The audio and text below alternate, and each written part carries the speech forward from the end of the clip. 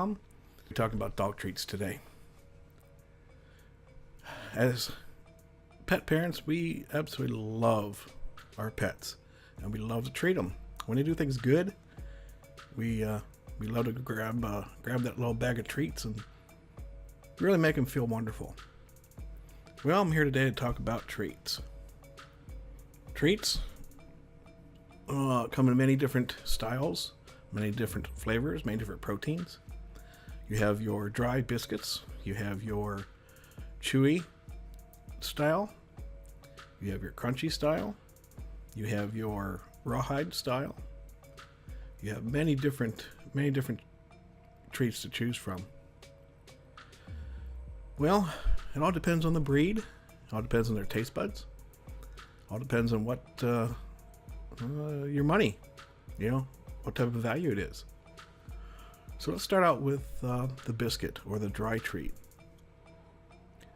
A lot of manufacturers use corn, wheat, and soy in their treat to keep it bound together. I don't use any of that product because corn, wheat, and soy, well, as I mentioned in my last podcast, those are for cows, horses, and pigs. You wouldn't feed meat to a cow, would you? That's common sense. So why would you feed corn, wheat, and soy to a dog? Again, common sense. So I feed treats that are meat-based, where meat is the number one product in the category of ingredients. Speaking of ingredients, that's what you do is you look on the back of the bag and look at the ingredient list. The ingredients are listed from the most ingredients to the least. So you always want to look for that one that has meat first. Meat first is a better dog product, without, of course, the corn, wheat, or soy. Now, a lot of my treats are based with oatmeal, which is a good grain.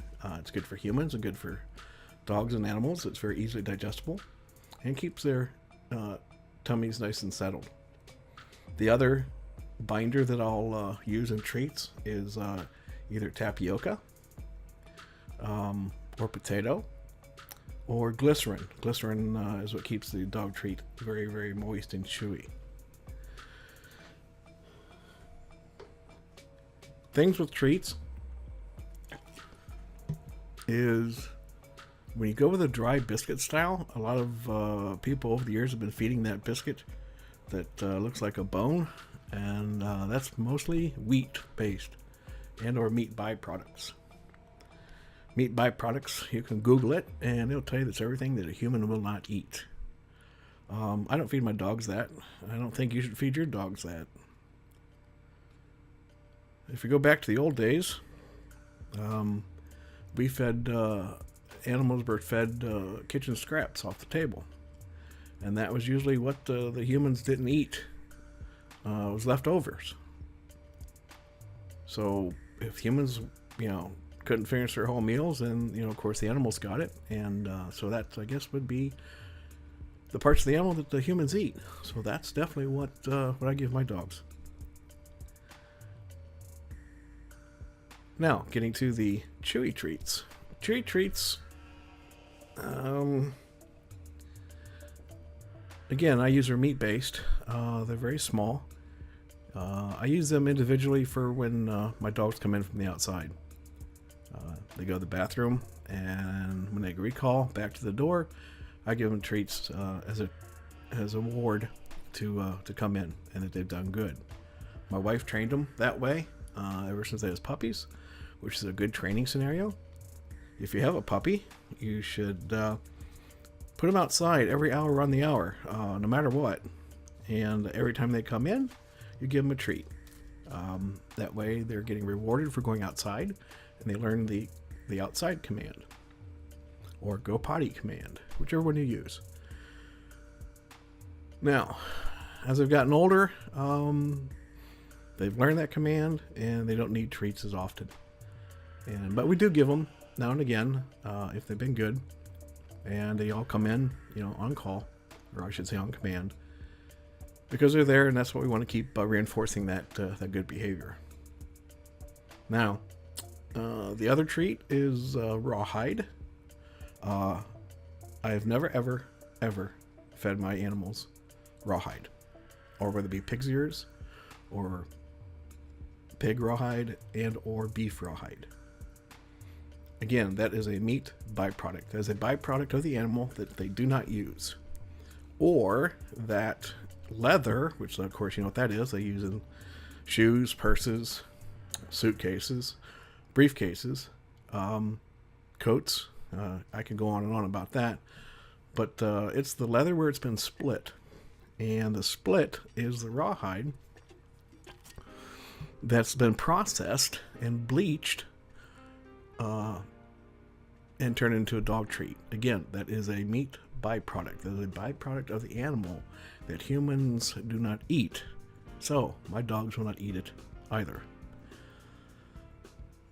That's the main three things when it comes to dog treats. You have your crunchy biscuit style, you have your chewy treats, and you have your rawhide style treats. Now, the one treat that I haven't mentioned that I do feed my dogs, or I should say let my dogs chew on, are deer antlers. Yes, deer antlers are a little more expensive when you're buying them at the retail store. If you have a good friend or buddy that hunts, and he gets a small buck with small antlers, and he just has taken it because of the meat. Ask him for the antlers. Their antlers are absolutely wonderful. They're full of nutrients. They're very hard. They last a long time. They don't splinter. So, very good benefit for dogs. And my dogs have been eating their deer antlers now for about 6 months. So, yeah, they're a little more expensive when you buy them retail, but they definitely last. They definitely last long.